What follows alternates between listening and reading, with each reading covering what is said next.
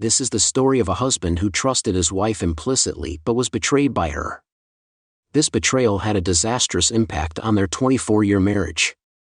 After 24 years of marriage and a once joyful family life, let's take a look at what happened.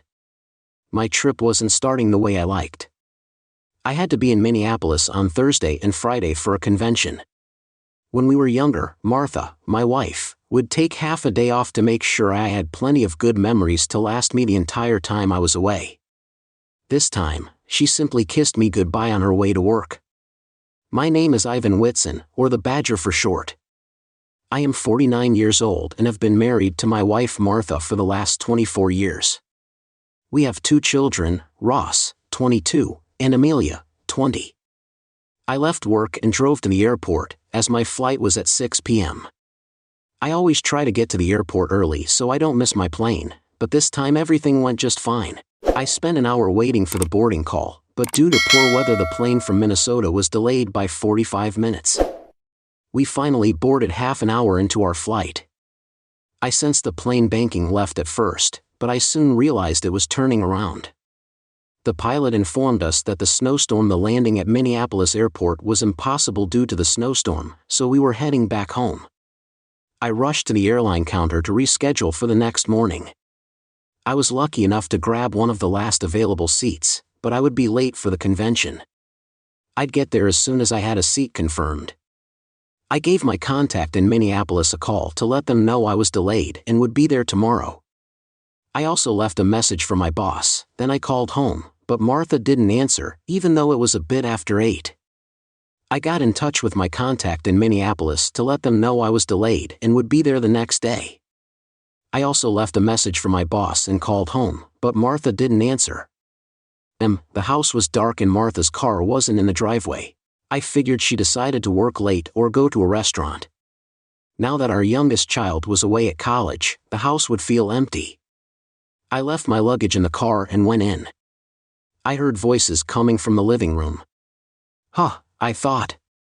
I headed that way and realized that the TV had been left on. That meant Martha came back home after work. I'm pretty sure the TV was off when I left for work, so I turned it off and looked around the house for her. I didn't see her, so I called her. She picked up after a few rings. "Hi honey," said Martha. "Where are you?" I asked. I just wanted to know where she was. I thought she was at home watching my soaps. She answered, but it was like she was throwing a bucket of cold water over me. "How was your flight? Are you at the hotel yet?" My brain froze. I was tired from traveling and the delay. All I wanted was to have my wife back so I could rest and cuddle her for a few more hours. They were simple expectations, despite the delay. I felt lucky that I would be able to spend some unexpected bonus hours in my bed with my wife. But now, 30 seconds ago, I was happy to be stuck at home. Instead of coming back to my loving wife of 24 years, I was coming back to lies and deception. I wasn't expecting that at all. I didn't know what to do or what to say. Did she really just lie to me? Why would she do that? There was no reason for her to lie to me if she was at work or with some friends or eating out. I guess my silence must have been pretty long because Martha asked, "Honey, are you still there?" "Yeah, sorry, we landed in O'Hare and I've got to go." I hung up on her and my phone started to ring almost right away. I didn't answer and turned it off. I needed time to think. I sat all by myself on the couch and felt numb. I was trying to figure out why Martha would lie to me. Maybe she's planning a surprise for me. I remember 4 years ago, I had to tell her a series of lies when I was planning a 2-week cruise for our 20th wedding anniversary. I involved her boss and her parents for a month. I lied a lot, trying to weave my way around the truth. All the lies came to fruition the day we took off for our cruise. I took a weekend in Miami and headed up to the dock where I gave her a pair of cruise tickets. I couldn't find a special anniversary in the months ahead, and my birthday is in our 25th wedding anniversary in 10 months. I kept thinking about it, but I refused to think about it. I refused to think about it, not us. Others are faced with it. That, but not us. That's it. I knew one person who would know of any surprise planned by Martha, my daughter Amelia. I quickly called her back. Hey, Amelia, how are you? I asked. Nothing much, Daddy. I just finished my homework and I am now watching TV. She said. Have you spoken with your mom lately? No, nothing. Amelia answered my Sunday phone call, but do you know if she's planning something for me? I'm hoping she has something up her sleeve. She's been acting a bit strange lately, so I thought she might have something up her sleeve. Maybe she has a surprise for me. I told her, not yet, Daddy. We just celebrated your birthday like last month. Oh, forget it. Good night, baby night, Daddy. That wasn't it. Why would she lie to me? Maybe it was her upcoming promotion. Yeah, that's it. I don't know why she would lie about it, but it could be that she was still trying hard to get a promotion. She was working for that promotion. She kept working late so many times lately. She knew that no promotion was worth losing time together. She knew that I wanted her to cut back on her hours at work so we could be together more. She also knew that I was entitled to ask, as I had refused a promotion to be able to spend more time with her and the kids. This was just a few months before our 20th anniversary. 5 years ago I applied for and got a job as Vice President of Finance at my company. The only problem was that I'd have to travel a lot to the head office in Chicago where the board meetings were held as well as regular tours of all our plants all over the country. I was really excited when I got the job, but Martha soon made me think twice about accepting it. First, my predecessor ended up divorced within 2 years of his promotion. He was rich but lonely and miserable. My 2 kids still had 2 and 4 years in high school left and they still needed both parents' guidance and support. Martha didn't relish becoming the only one involved. We talked about it for a full week before I realized that I was about to lose sight of the most important thing in my life, my wife. And my kids. I turned down the promotion, which is why I didn't take it too well in the last few months when Martha started working hard towards her own promotion. For Martha, it wasn't the same. The kids were in college and there was only the 2 of us. Her promotion would mean a bit more training, but nothing that would affect our lives much. We could probably schedule our own travel in the same way. We needed to find a way to spend more time together. I was spending a lot of time working overtime to support her promotion, and it was difficult to see her just 1 or 2 hours a day for an entire week. It was also challenging to maintain a healthy sex life, given how many Saturdays and Sundays she was at work. When she was home, she was often exhausted. I, on the other hand, was not. I'm not sure when we last had sex. It was probably 3 weeks ago, or maybe last month. We're not young anymore, but it was pretty pathetic, so I wouldn't be surprised if she were working when I called and lied to avoid my complaint. Of course, that's unfair, as I was traveling too and understood that some overtime wouldn't hurt anybody. Well, there was an easy way to find out. I grabbed my phone and dialed her direct line. Jake Turnbull here. I was surprised to get a call from my wife's colleague. I didn't expect anyone but Martha to answer, but Jake was a good guy and he would tell me if she was around. Hi Jake, it's the Badger here. I said. Even Jake answered though he was never able to use my nickname. Why would you phone me here when you and your wife? Jake asked. Are you spending some vacation time together? I was surprised by the question. Vacation? What vacation? I said, confused. Hey, sorry to bother you at work, Jake said. I just pressed the wrong speed dial button on my phone. No problem, I lied. Just tell Martha that she owes me lunch when she comes back next Monday for covering for her again. See, I am at work and it is way past 9 p.m. She owes me big time, he said, then hung up. Not only was Martha not at work, she wasn't even working from home. Jake said she was off for the rest of the week. That was starting to scare me. Where was Martha and what was she doing? I thought and asked for an unwelcome no, it can't be. I always try to think the best of people. I like to look for the positive in each of us, but here I was thinking the worst. Could she do that to me? Could she be with her sister Nadia? We were introduced by Nadia and Nadia's ex-husband. My husband Mike and I used to be really close.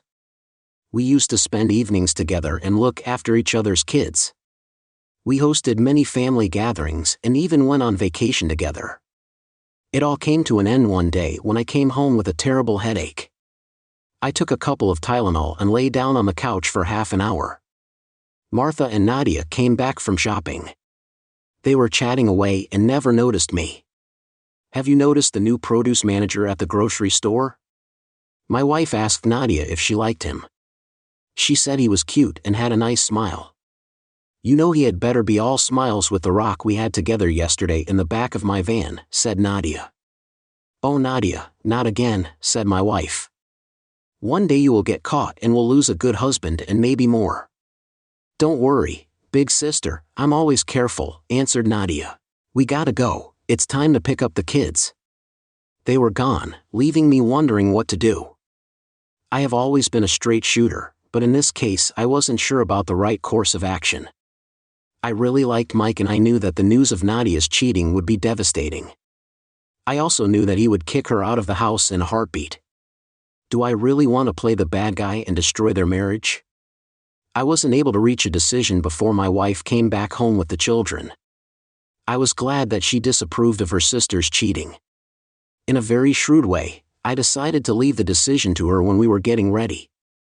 That night, I asked her for advice. I have a tough choice to make and I really need your input. I overheard a conversation today and I learned that somebody close to us was cheating. Should I tell on them or should I get mad at the cheater? Martha looked at me unsure of what to say. Well, it might depend on the circumstances. Is it a one-time mistake or is it an error while drunk? Is it a time mistake or an error while drunk? There are so many possibilities. Let's say, for argument's sake, that it's Mike. He picked up a woman in a bar. I know it is not the first time either. Should we let it slide and not say anything? Should I talk to him to help him change his ways? Martha suddenly sat up in bed and grabbed her phone. She said I'll show you what to do and I will do it right away. I'll tell Nadia right away that he's cheating on her. I took the phone from her hand. Let me do it, honey. It's my responsibility. Are you sure it's the right thing to do? You bet. I'm sure. I really hope she kicks him out of the house. I said. Martha then turned towards me. We won't let him stay with us. He can find another place. I don't want the cheater in my house. Sorry to call you at this hour, but I have some unfortunate news to share. I'm your favorite brother-in-law, and I'm here to tell you that I've done something wrong. Mike, what's so urgent that you're calling this late?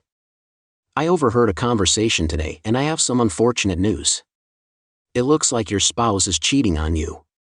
It happened yesterday and it wasn't the first time. Mike was silent for a long time on the phone. I can't believe it. He finally said, Are you sure you're speaking about?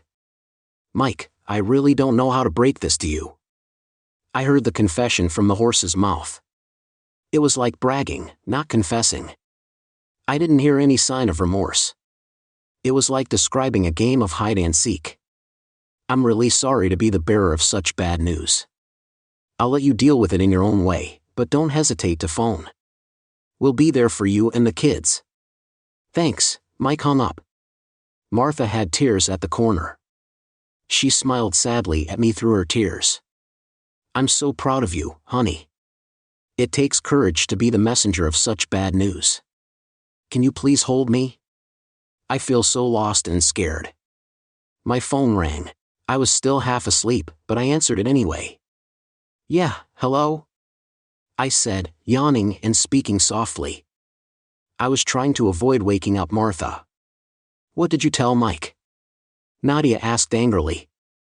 I told him the truth, I said, glancing at Martha, who was waking up. I talked about it with Martha this evening, I continued. We decided it was better to tell the truth, even if it's upsetting. I can't believe my sister would rat me out, Nadia replied. Nadia, her voice full of venom, was about to do it herself, but I took the phone from her and decided to tell your spouse myself. We agreed that cheaters should pay the price, whatever that price is. Nadia started to cry, but what can I do? Mike kicked me out of the house. Nadia said between sobs, "Well, if you've been kicked out of the house, it is well deserved." I said, "But what can I do? Where will I go? Can I come to yours?" Nadia asked. "No way. Martha and I talked about it too. There's no chance that we would offer shelter to a cheater." "You're on your own," I said. I can't believe my sister would say that. "What do we say to a cheater?" Nadia asked. I asked Martha, turning the phone toward her and placing a finger on the opening for the speaker. She had a mischievous smile on her face. "Get lost," she said. Nadia, Martha said with real pride. I quickly put the phone back to my ear. "I'll speak for both of us and say it only once. You're out of our lives. Stay away from us. Don't come and don't phone. If you want a place to stay, go to your parents and try to explain to them why you've been kicked out of your house," I said, then hung up the phone. Martha began to hold me tighter. "I'm proud of you, honey," Martha said. We drifted to sleep the next morning. Morning came and the news was not good. Luckily, the kids were still sleeping. Martha's dad was already up and Martha answered. I could hear him yelling at his daughter. Martha lost her initial smile and paled. She was crying when she hung up the phone. "Martha, what did you do? Martha, why did you do it?" I agreed with it completely, "But you said Mike was cheating on Nadia." There was a distinct desperation in her speech. "I still see her sister from time to time, but it's a topic we avoid at home. It didn't surprise me that she'd visit her sister while I was away and keep it from me. She's still around, but not someone I particularly like." Mike bounced back from the drama and remarried soon after, so I stopped holding a grudge. I don't care about the details and am happy to have her around. "Martha, let's talk about it. Let's talk about it. It's not a pleasant subject, but it would be easier on us to clear the air." I'm pretty sure she felt bad lying to me about that when I didn't care anymore. I was facing a crowd of at least 1,000 attendees at the convention. They were all looking at me, an anonymous crowd without faces. I took a deep breath and started my exposé. Studies revealed that there are two kinds of people in the world of tissues. The first group are the denialists, the people who blow their noses and don't look down to dispose of the tissue right away. Then there are the people who face reality. They blow their nose and look inside the tissue. At that moment, somebody in the crowd was waving their arm to attract my attention. It was Dave Millison, Martha's boss. I asked him, "Well?" He just smirked and said, "This is the reality I'm talking about." Then I saw that your wife was just behind him, all smiling. Jake Turnbull stood up. "I ducked your wife too." A third guy, who I didn't know, also stood up and they started to laugh loudly. I didn't laugh, though. I just always wanted to say that. The whole crowd started to laugh loudly. I sat up straight on the couch. I had fallen asleep there. I swiped the drool off my face and got up. I looked at my watch. It was midnight. I must have dozed off for over an hour. Maybe Martha came back home while I was sleeping and didn't see me. As I wasn't supposed to be here, I went to the bedroom but there was no sign of her. Then I remembered that she was probably with her sister. I wanted to phone Nadia and ask for Martha, but I realized that if I knew where she lived, I'd have picked up her kids there a few times. I had no idea what her phone number was, or did I? I grabbed my smartphone and just as I was about to go from my contact list, I saw the app's icon for Find My Phone. I'd installed that on both our smartphones last year. I lost my mind somewhere between New York City and Cincinnati in a matter of seconds. I had the location of Martha's phone. Mills Lake. What the heck was she doing in Mills Lake? Nadia was broke. She had no money to buy or even rent a cottage in Mills Lake. It was a very exclusive community. Most cottages were worth many times over the cost of our house. I used Google Earth till I needed to find out exactly where she was. She wasn't in the village proper, but on a very secluded estate surrounded by a large stone wall. What was she doing at a millionaire's place in Mills Lake, which was about an hour's drive from town? I had to know what she was doing there. I wasn't ready for a confrontation, and I had to find out what she was up to. If I were to simply ask her, she would probably lie, as she already did. I was in my car the whole time I was driving there, kicking myself for refusing to believe the Martha's behavior was the worst. I should have checked her phone's GPS location instead of letting her get away with lies. When I arrived at Mills Lake, I still didn't know what to do or what to expect. I kept hoping for a simple explanation. I drove towards the estate where Martha was, but there was a huge gate blocking the entrance. I didn't intend to drive there and ask for my wife at the house. I looked around. Parking a car along the road would be an eyesore for the locals and would certainly attract the police. I drove around for a bit before I found a wooden trail where I could park the car. I didn't even know how I would climb that wall. That's when I realized that the estate was fronting the lake and that there might be a way to access the property from that side. I soon found a pedestrian access to the lake at the shore. I wasn't even sure which huge cottage Martha was in, so I kept checking back on the GPS locator. I finally arrived at a big mansion where there were still some lights on. I looked around and saw that the first floor was dark, but the second floor was lit up. There was a window open on the second floor, and I could see inside. I climbed a tree to get a better look. I saw a man in a white terry cloth housecoat. I didn't recognize him, but he was probably in his 60s. He moved away a few minutes later, and a woman appeared. I instantly understood why Martha was there. It was Nadia, her own house goat. She was open, and she looked outside while sipping champagne from a flute. She was still a very good. The woman was around 40, so I was right. Martha was with her sister. I wasn't surprised to learn that Nadia was after a sugar daddy, knowing that the divorce had been hard on her financially. But I didn't like to learn that Martha was dragged into that kind of life. You never know what can happen with these people. The man I first saw came behind Nadia.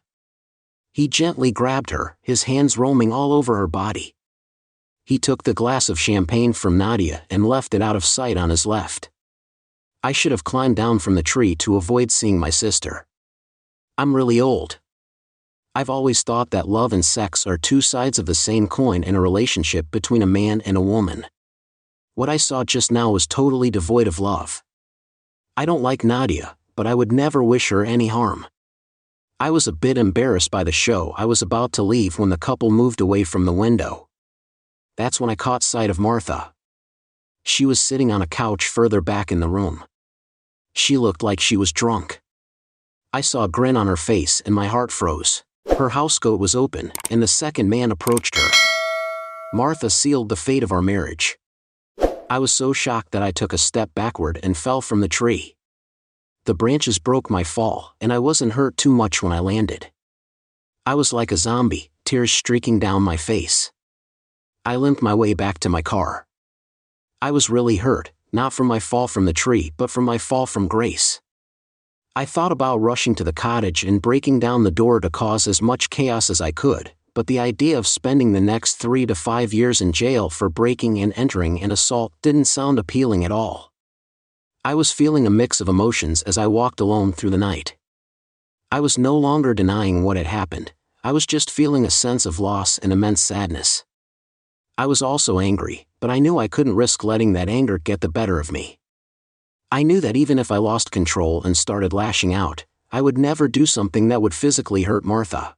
I could have simply driven home, packed my stuff, and left her living in a no-fault state with our own wages and no more underage kids living at home.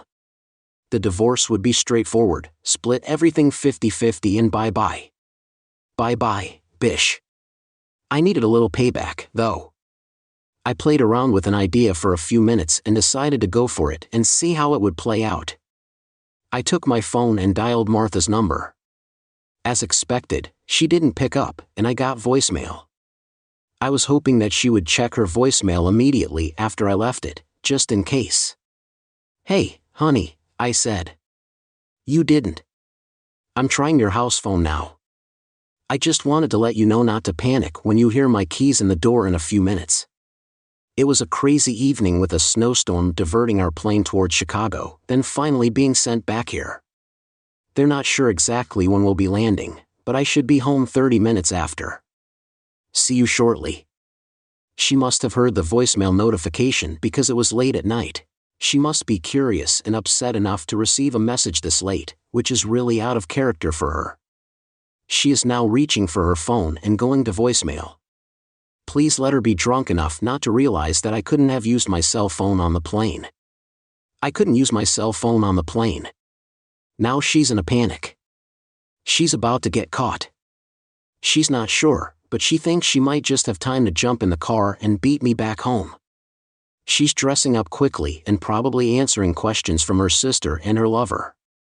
My phone startled me when my phone started to ring. I didn't think about it. It made sense that she would try to figure out exactly when I would be home. Hi honey, sorry if I woke you up. Are you on your way home? I asked Martha. I should be there in about an hour, give or take a few minutes. Okay, see you then, she said, and hung up within a few minutes.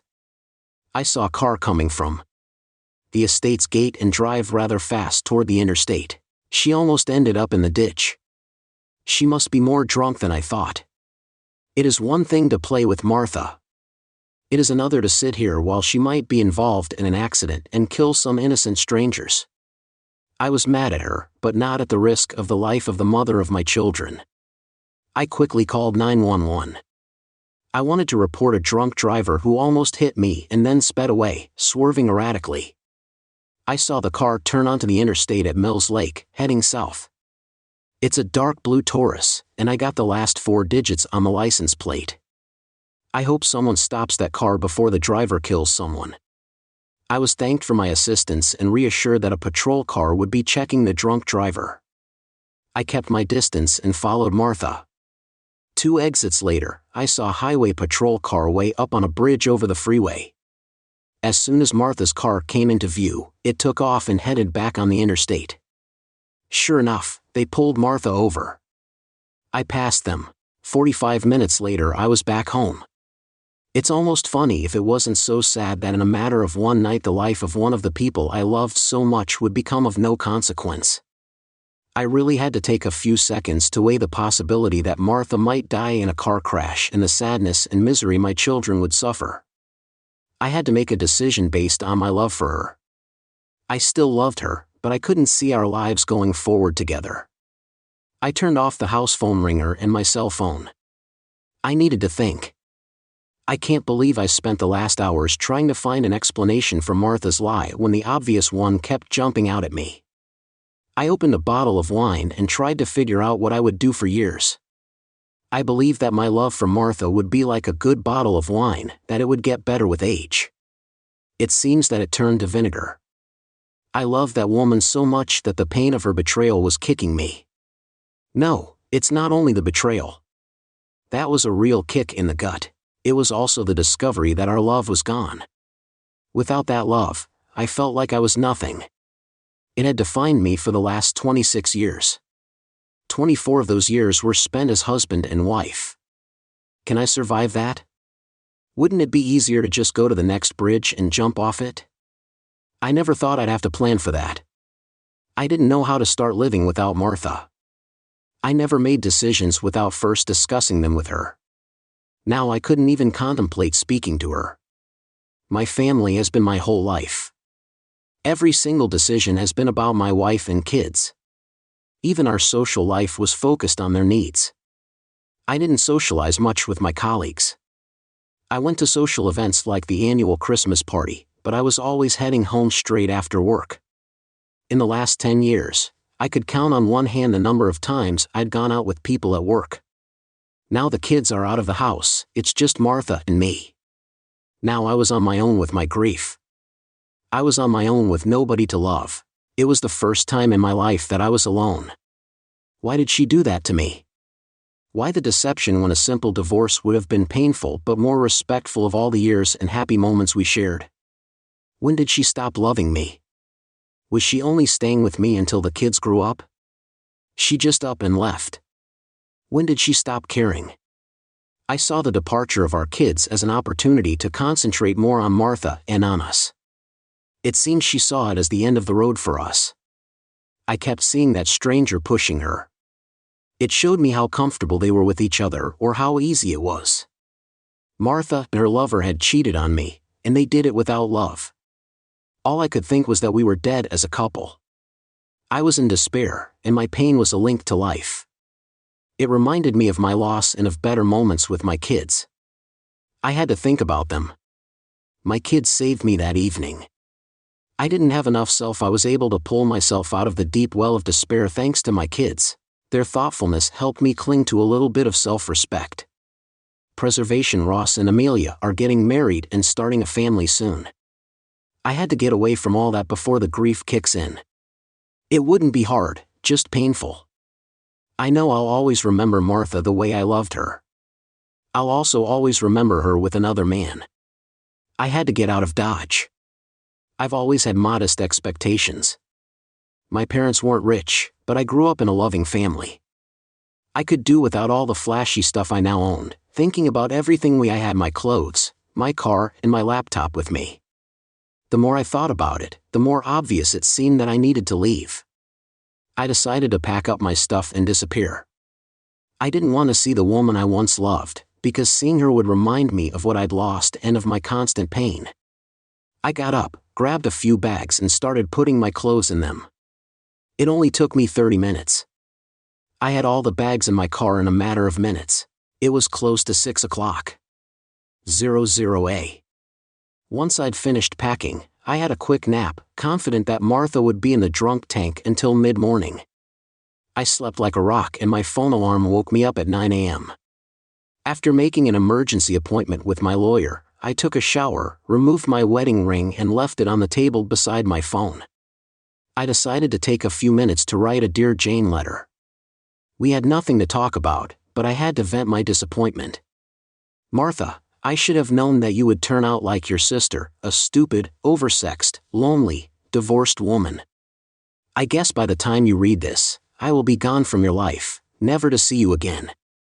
I loved you so much that I was really hurt by your betrayal. I never thought I could feel this way after 24 years of happy marriage and 2 kids. I'll be quick and fair so you can go back to your lover. I just wish you had been fair and divorced me before you went. Did you get paid? It seems like you were loaded if I can judge by the mansion you were in. I don't want to see you or talk to you. We have nothing to talk about. My lawyer will contact yours and just sign the divorce papers. P.S. At 10, it's 10 a.m. Dear Sir/Madam, I am writing to inform you that I will be leaving the company at the end of the month. Kind regards, M. I went to the bank and paid off our joint credit cards and canceled them. I had the bank make a cashier's check for all our savings and CDs and transferred just enough money into the checking account to cover the mortgage and utility bills for the next 2 months. Then I removed my name from the joint account. I left the bank with a check worth close to $250. I was at my workplace just before noon. My boss was surprised to see me because I was supposed to be in Minnesota. He was even more surprised when I told him I was quitting and moving out of town. My relationship with my boss B is special. He is my boss because I refused the promotion. He felt a bit awkward about it at first, as though he felt indebted to me when he went after my divorce 2 years ago. I went to his office and told him that was why I turned down the promotion. Since then, we've been more equal partners than boss and employee. Listen, I have a proposition for you. I'll accept your resignation from your current position, but I won't ask HR to terminate your employment and write you a check for your 401k instead. There's an opening in our new optics division in Tucson. It pays less than you make now, but I hear that you can find a decent place at a very good price out there. We shook hands on that deal after he agreed to spread the rumor that I had quit my job. Next, I stopped at my lawyer's office and explained that I was leaving. Martha, plain and simple, he was to serve her with divorce papers. I also gave her power of attorney so she could sell the house, which would become her 50% share of our wealth. My attorney tried to talk me into counseling, as he was also a friend of the family. However, he quickly realized that I would be out of town, out of state and out of a wife by midnight. By the end of the afternoon, I was on the road.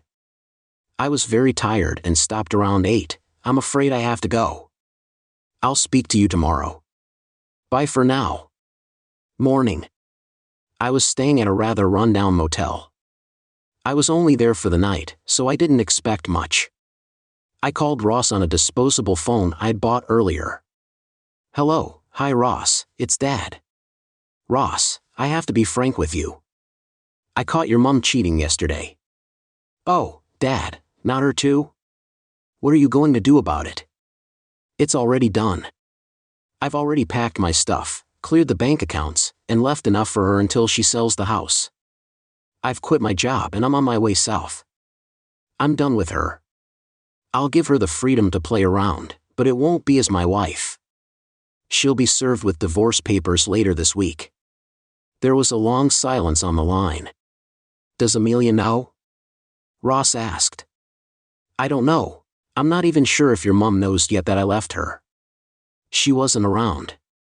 I'm giving her the freedom to play around, but it won't be as my wife. She'll be served with divorce papers later this week. There was a long silence on the line. Does Amelia know? Ross asked.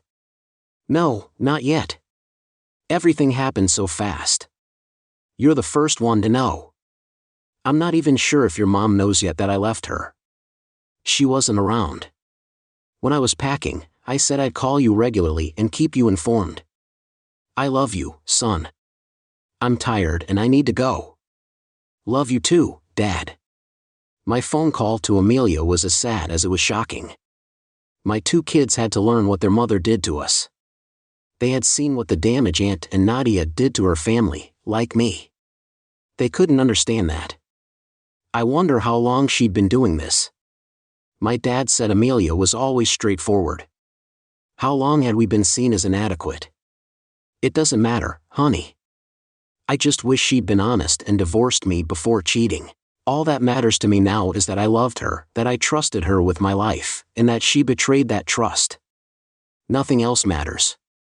I said, please don't talk like that. Tell me you'll be fine. I'm all right now. I'm very sad, but I'll get over it if I can avoid all contact with your mother. I said, I'll let you know. Amelia asked, can I come stay with you after my school year? I was a bit emotional when I told her she could live with me anytime.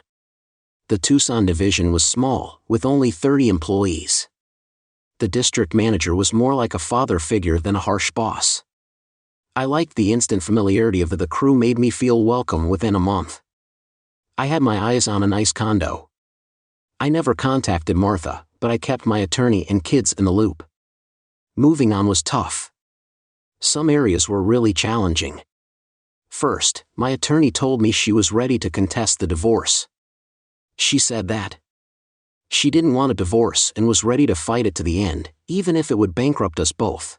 I told my lawyer to forget the divorce, I don't care. It was only to give her a chance to move on with her life for the 24 years of happiness we shared.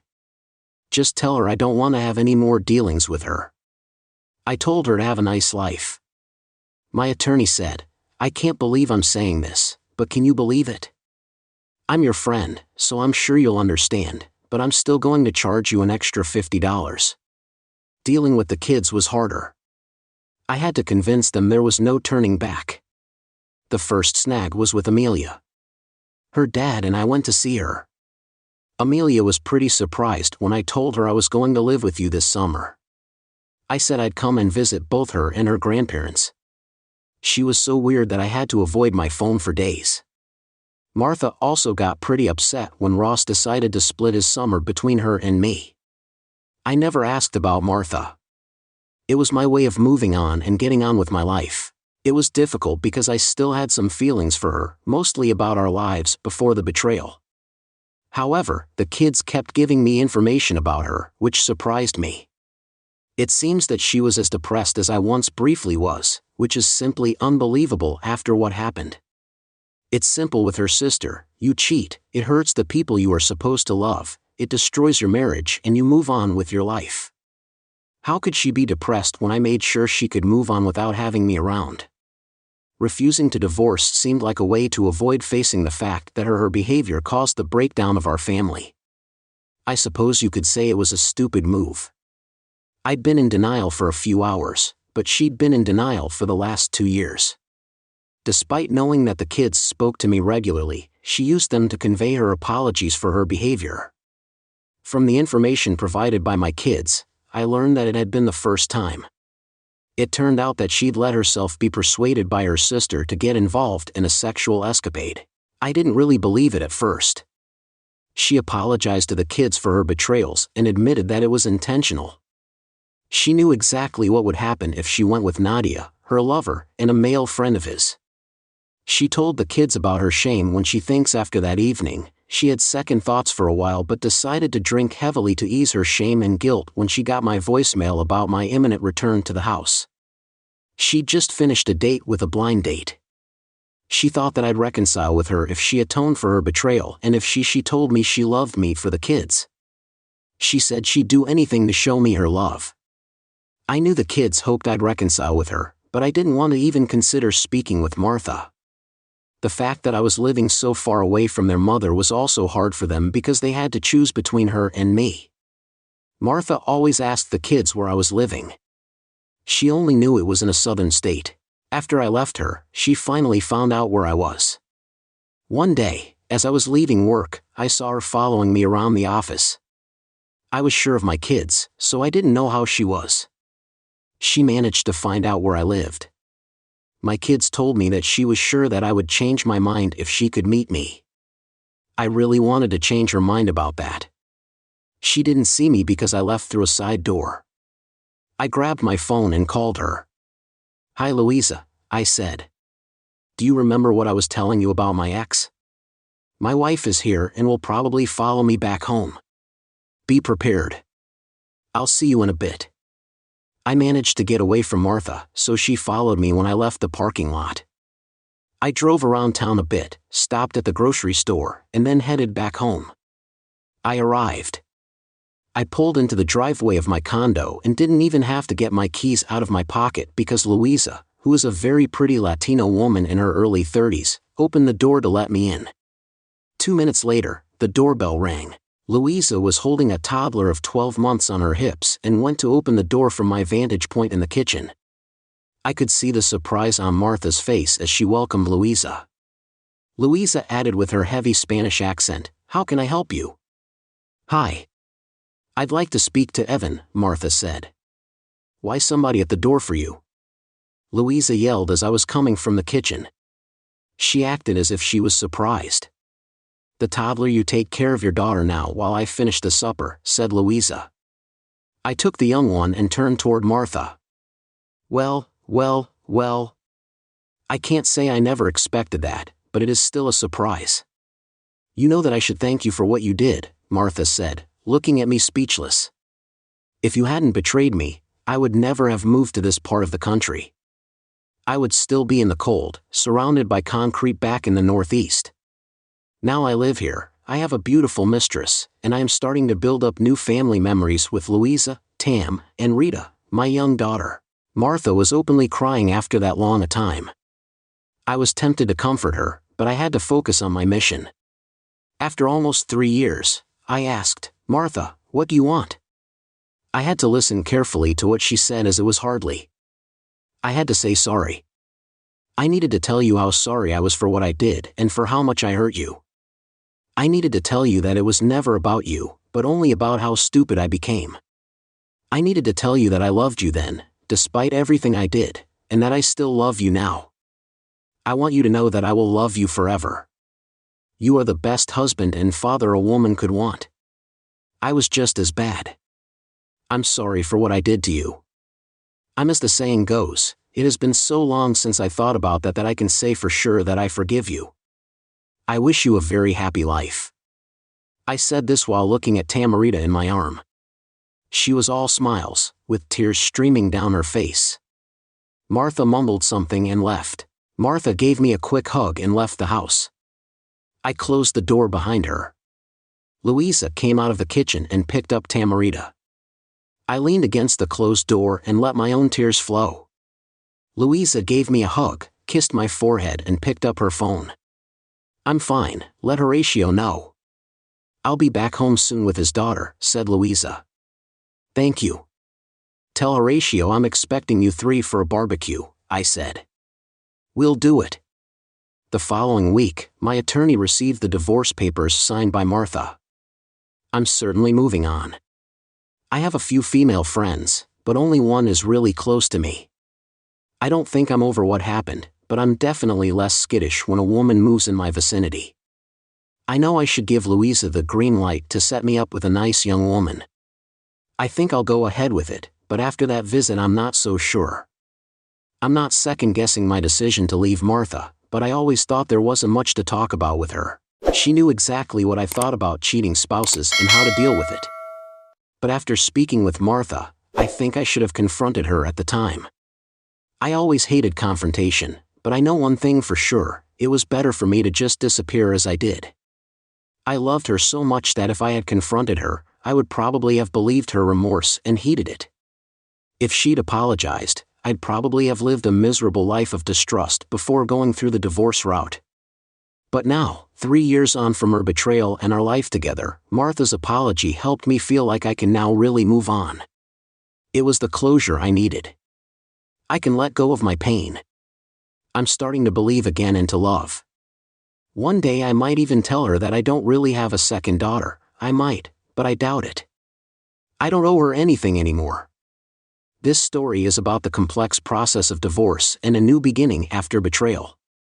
It shows how important it is to look after yourself. Ultimately, the main character finds peace with the past and frees himself from resentment and disappointment, starting a new chapter in his life. He learns to care for himself and make decisions that are good for him.